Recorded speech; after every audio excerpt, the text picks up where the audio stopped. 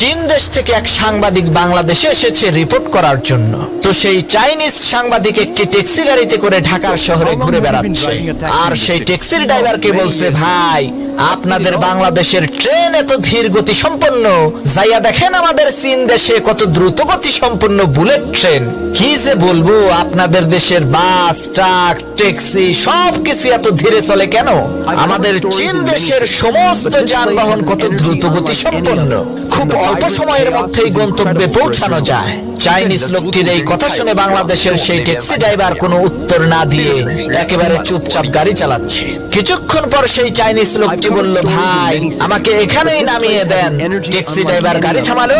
Chinese লোকটি গাড়ি থেকে নেমে জিজ্ঞেস করলো, ভাই গাড়ির মিটার দেখে বলেন তো ভাড়া হয়েছে কত? ট্যাক্সি ড্রাইভার বলল 15,000 টাকা। ট্যাক্সি ড্রাইভারের এই কথা শুনে চাইনিজ লোকটি বলে উঠলো, ধুর মিয়া, আপনাদের দেশের ট্রেন আসতে চলে, বাস আসতে চলে, ট্রাক আসতে চলে, গাড়ির মিটার এত জোরে চলে কেন?